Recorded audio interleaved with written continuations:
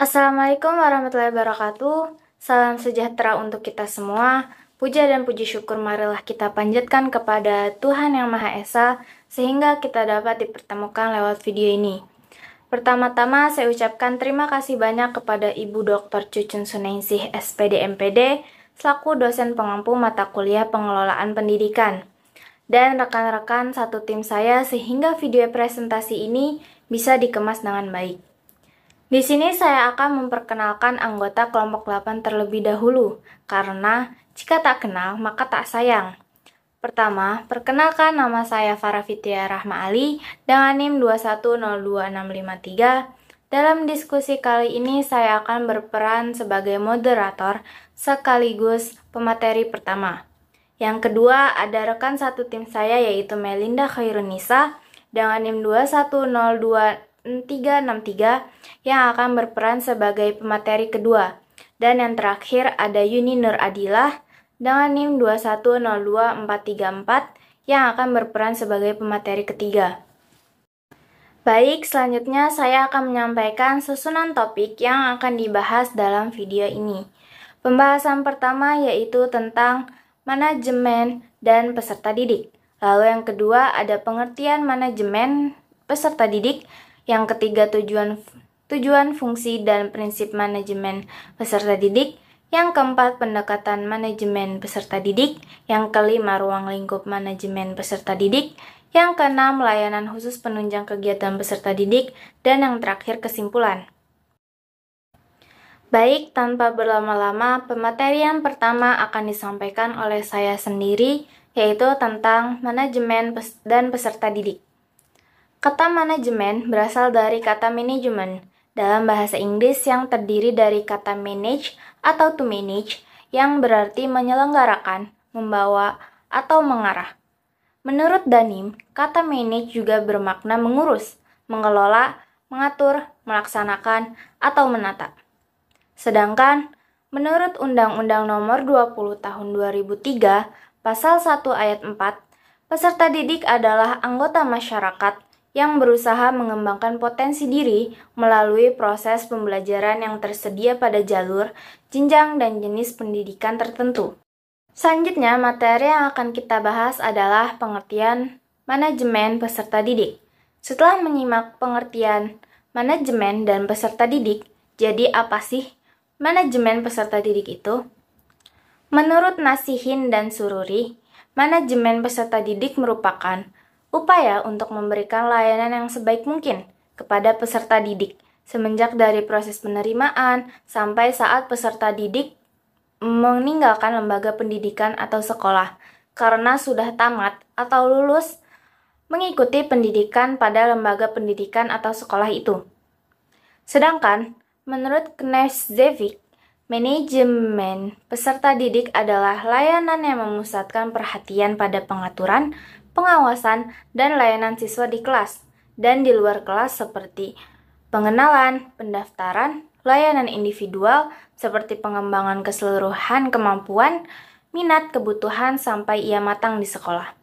Sehingga dapat disimpulkan bahwa manajemen peserta didik adalah layanan pengaturan, pengawasan, dan penataan yang diberikan dengan sebaik mungkin kepada peserta didik dari mereka masuk ke sekolah hingga lulus dari sekolah tersebut. Baik, selanjutnya pematerian kedua akan disampaikan oleh pemateri kedua yaitu Melinda. Kepada Melinda dipersilahkan. Baik, terima kasih kepada presentator sebelumnya. Di sini saya akan memaparkan materi mengenai tujuan, fungsi, prinsip, dan pendekatan dari manajemen peserta didik. Tujuan manajemen peserta didik. Menurut Mulyasa tahun 2003 menjelaskan bahwa tujuan manajemen peserta didik adalah untuk mengatur berbagai kegiatan dalam bidang siswaan agar kegiatan pembelajaran di sekolah dapat berjalan lancar, tertib, dan teratur serta mencapai tujuan pendidikan sekolah. Sedangkan menurut Imron, tujuan manajemen peserta didik secara khusus dibagi menjadi 4 bagian. Yang pertama, ada meningkatkan pengetahuan, keterampilan, dan psikomotor peserta didik. Kedua, menyalurkan dan mengembangkan kemampuan umum atau kecerdasan, bakat, dan minat peserta didik. 3. Menyalurkan aspirasi harapan dan memenuhi kebutuhan peserta didik. Dan yang terakhir, diharapkan peserta didik dapat mencapai kebahagiaan dan kesejahteraan hidup yang lebih lanjut, dapat belajar dengan baik dan tercapai cita-cita mereka. Sehingga dapat disimpulkan bahwa tujuan dari manajemen peserta didik yaitu untuk mengatur berbagai kegiatan peserta didik agar proses pembelajaran di lembaga pendidikan sekolah tersebut berjalan lancar, tertib, dan teratur sehingga dapat mencapai tujuan pendidikan dan tujuan sekolah, serta peserta didik mendapatkan kebahagiaan, kesejahteraan hidup, dan tercapainya cita-cita. Fungsi manajemen peserta didik. Fungsi manajemen peserta didik terbagi menjadi dua, yaitu fungsi secara umum dan fungsi secara khusus. Secara umum, fungsi manajemen peserta didik yaitu sebagai wahana bagi peserta didik untuk mengembangkan diri seoptimal mungkin, baik yang berkenaan dengan segi-segi individualitasnya, sosialnya, aspirasinya, kebutuhannya, dan potensi lain peserta didik. Menurut Imron tahun 2016, secara khusus, fungsi manajemen peserta didik dibagi menjadi 4 bagian. Yang pertama, fungsi yang berkenaan dengan perkembangan individualitasnya peserta didik. Fungsi ini diharapkan agar peserta didik mampu mengembangkan potensi individualitasnya atau kemampuan umum yaitu kecerdasan, kemampuan khusus yaitu bakat, dan kemampuan lainnya tanpa adanya hambatan. Yang kedua, fungsi yang berkenaan dengan perkembangan fungsi sosial peserta didik. Fungsi ini diharapkan mampu membuat peserta didik dapat bersosialisasi dengan teman sebaya, keluarga, lingkungan sekitar, dan lingkungan sekolah. Yang ketiga, fungsi yang berkenaan dengan penyaluran aspirasi dan harapan peserta didik. Fungsi ini diharapkan mampu membuat peserta didik dapat menyalurkan hobi, bakat, dan minat yang dapat menunjang perkembangan diri peserta didik. Dan yang terakhir, ada fungsi yang berkenaan dengan pemenuhan kebutuhan dan kesejahteraan peserta didik. Fungsi ini diharapkan mampu membuat peserta didik sejahtera dalam kehidupannya. Prinsip manajemen peserta didik. Prinsip manajemen peserta didik menurut Prihatin tahun 2011 dibagi menjadi 6 bagian. Yang pertama, manajemen peserta didik sebagai bagian dari keseluruhan manajemen sekolah, sehingga harus mempunyai visi, misi, dan tujuan manajemen sekolah secara keseluruhan. Penempatan manajemen peserta didik ditetapkan pada kerangka manajemen sekolah, tidak boleh ditempatkan di luar sistem sekolah. Yang kedua, segala bentuk kegiatan manajemen peserta didik harus mengembangkan visi pendidikan dan dalam rangka mendidik peserta didik. Yang ketiga, kegiatan manajemen peserta didik harus diupayakan mempersatukan peserta didik yang mempunyai aneka ragam latar belakang dan mempunyai bakat sehingga memunculkan perbedaan. Perbedaan di antara peserta didik tidak diarahkan pada konflik di antara mereka, akan tetapi justru untuk mempersatukan dan saling memahami dan menghargai. Yang keempat, kegiatan manajemen peserta didik harus dipandang sebagai upaya pengaturan terhadap pembinaan peserta didik. Di sini diperlukan kerjasama yang baik dan harmonis antara pembimbing dan yang dibimbing atau peserta didik. Yang kelima, kegiatan manajemen peserta didik harus mendorong atau memacu kemandirian peserta didik, di mana kemandirian ini akan memotivasi anak untuk tidak selalu tergantung pada orang lain dan dapat melakukan segala kegiatan secara mandiri. Hal ini bermanfaat bagi peserta didik, baik di lingkungan sekolah, keluarga, dan masyarakat. Dan yang terakhir, segala kegiatan yang diupayakan oleh manajemen peserta didik harus bersifat fungsional bagi kehidupan peserta didik di sekolah maupun masa depannya. Pendekatan manajemen peserta didik. Pendekatan dalam manajemen peserta didik digunakan untuk mencapai tujuan dan fungsi manajemen peserta didik. Menurut Jaeger tahun 2011, terdapat 2 cara pandang atau pendekatan dalam manajemen peserta didik. Kedua pendekatan tersebut ialah pendekatan kuantitatif dan pendekatan kualitatif. Pendekatan kualitatif lebih menitik beratkan pada segi administratif dan birokratif lembaga pendidikan. Pendekatan ini mengharapkan peserta didik dapat memenuhi harapan dan tuntutan lembaga pendidik. Wujud dari pendekatan ini secara operasional adalah dengan kehadiran mutlak yang dimiliki peserta didik, memperketat presensi oleh pihak sekolah, penerapan disiplin yang tinggi terhadap peserta didik, dan menyelesaikan tugas dengan tepat waktu. Selanjutnya ada pendekatan kualitatif. Pendekatan kualitatif menitik beratkan pada kesejahteraan peserta. Jika peserta didik senang dan sejahtera, maka mereka dapat belajar dan mengembangkan diri dengan baik. Pendekatan ini menekankan diperlukannya lingkungan yang kondusif dan menyenangkan bagi peserta didik. Cukup sekian pemaparan yang dapat saya sampaikan. Untuk pemaparan materi yang selanjutnya akan dilanjutkan oleh presentator selanjutnya. Baik, saya ucapkan terima kasih kepada pemateri sebelumnya yang telah memberikan saya kesempatan untuk memaparkan materi mengenai ruang lingkup manajemen peserta didik dan layanan khusus penunjang kegiatan peserta didik. Ruang lingkup manajemen peserta didik terdiri dari perencanaan, penerimaan, pengelompokan, kehadiran, pembinaan disiplin, evaluasi dan kenaikan kelas, kelulusan dan alumni, mutasi peserta didik, kegiatan ekstrakurikuler, dan tata laksana manajemen peserta didik. Yang pertama yaitu perencanaan peserta didik.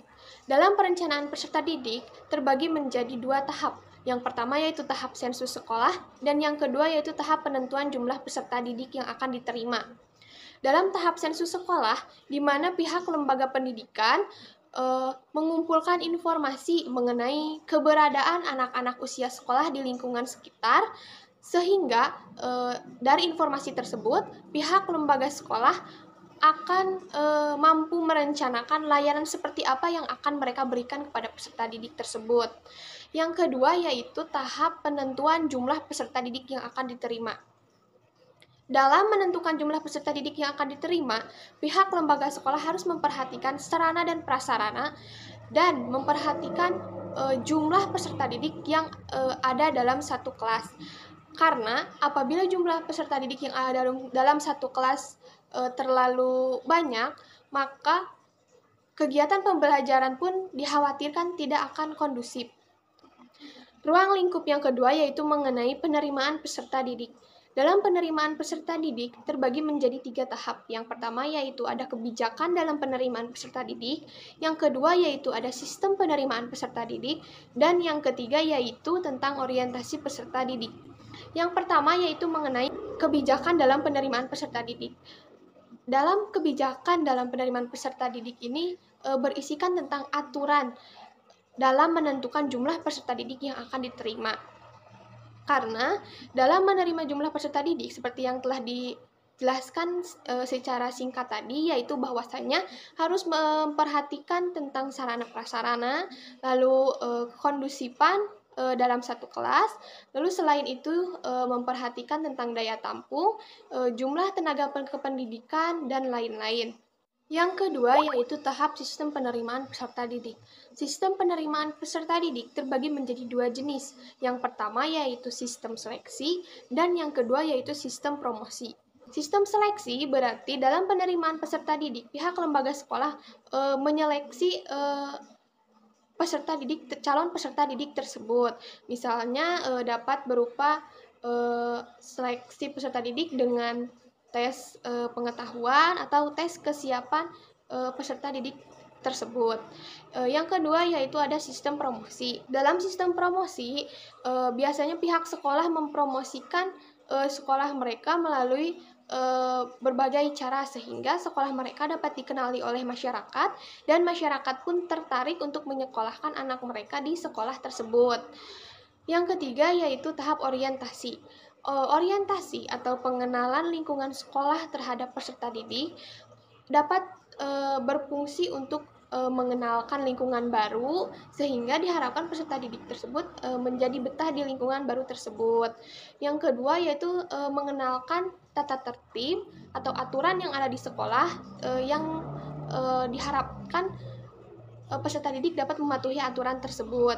Dan yang ketiga yaitu orientasi atau pengenalan lingkungan sekolah berfungsi untuk memberikan pengetahuan mengenai program-program apa yang ada di lingkungan sekolah tersebut, dan diharapkan setiap peserta didik tersebut dapat berpartisipasi dalam program-program tersebut. Ruang lingkup yang ketiga yaitu tentang pengelompokan peserta didik. Dalam pengelompokan peserta didik terbagi menjadi dua jenis. Yang pertama ada subgrouping within the class, dan yang kedua yaitu tentang ability group. Nah, perbedaan kedua jenis pengelompokan peserta didik tersebut ialah bahwasanya subgrouping within the class ini merupakan menciptakan kelompok-kelompok kecil dalam satu kelas yang didasarkan pada karakteristik masing-masing individu. Nah, sedangkan ability grouping yaitu pembentukan kelompok-kelompok kecil dalam satu kelas yang didasarkan pada kemampuan peserta didik yang ada dalam satu kelas tersebut. Ruang lingkup yang keempat yaitu mengenai kehadiran peserta didik. Kehadiran peserta didik dicatat oleh guru dalam buku presensi, sedangkan ketidakhadiran peserta didik itu dicatat dalam buku absensi. Kehadiran peserta didik menjadi penunjang terjadinya kegiatan proses belajar mengajar. Yang kelima yaitu tentang pembinaan disiplin peserta didik. Pembinaan disiplin peserta didik dimaksudkan agar peserta didik tersebut patuh terhadap aturan-aturan sekolah yang nantinya aturan-aturan tersebut bisa berdampak baik bagi peserta didik tersebut. Yang keenam yaitu tentang kenaikan kelas dan evaluasi. Evaluasi merupakan hasil pencapaian siswa selama kegiatan belajar mengajar dalam kurun waktu tertentu. Hasil akhir dari serangkaian evaluasi ialah kenaikan kelas. Jika hasil evaluasi siswa tersebut memenuhi kriteria untuk naik ke kelas berikutnya, maka siswa tersebut dinyatakan berhasil selama kegiatan proses belajar mengajar tersebut. Lalu yang ketujuh yaitu ada kelulusan dan alumni. Kelulusan dan alumni diharapkan dapat berkontribusi dengan lembaga sekolah untuk meningkatkan mutu lembaga sekolah tersebut, karena alumni sudah merasakan layanan yang diberikan oleh sekolah tersebut sehingga dapat memberikan kontribusi yang dapat membantu meningkatkan mutu sekolah tersebut. Lalu yang kedelapan yaitu tentang mutasi peserta didik.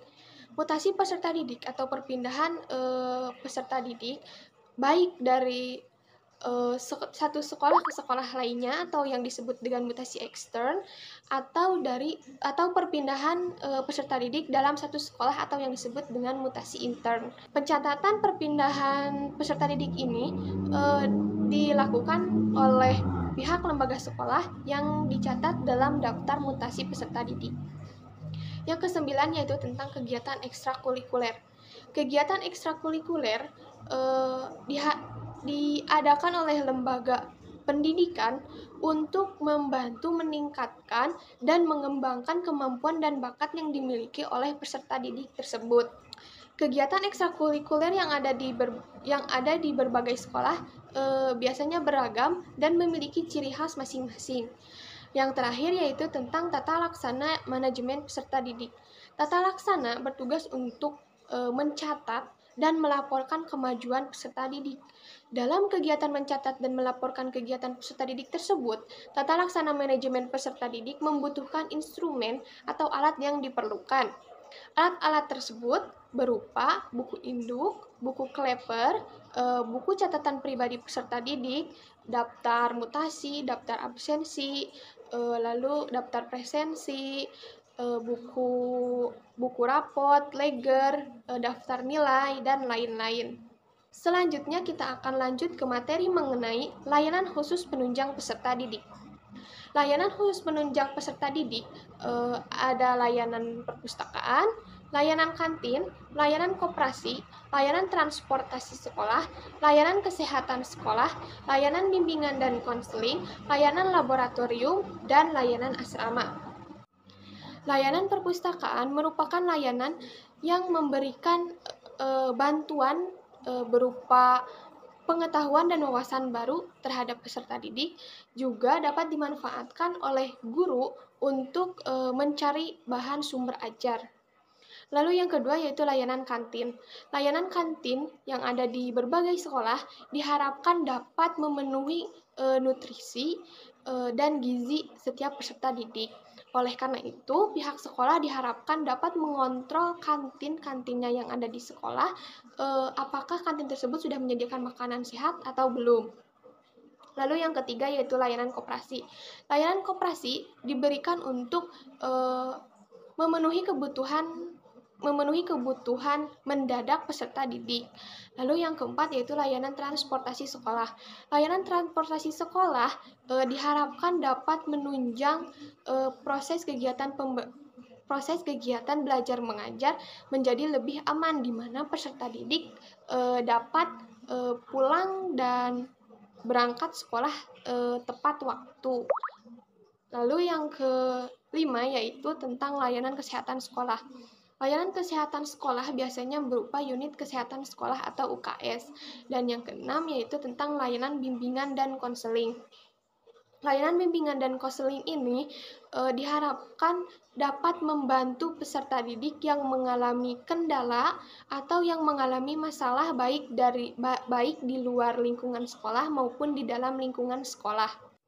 Yang ketujuh yaitu layanan laboratorium. Layanan laboratorium diberikan oleh pihak sekolah kepada peserta didik untuk membantu menunjang kegiatan praktikum. Dan yang terakhir yaitu layanan asrama.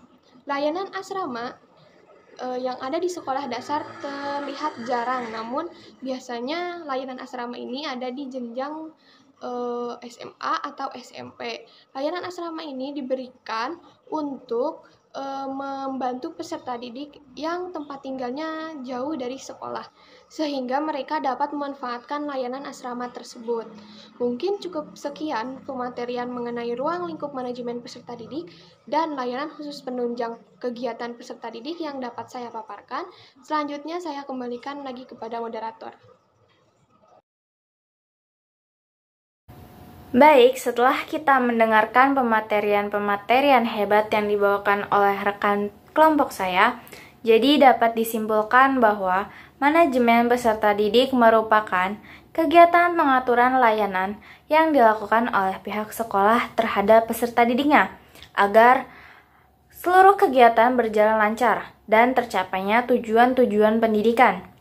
Fungsi manajemen peserta didik adalah sebagai wahana perkembangan individualitas, fungsi sosial, penyaluran aspirasi dan harapan, serta pemenuhan kebutuhan dan kesejahteraan peserta didik.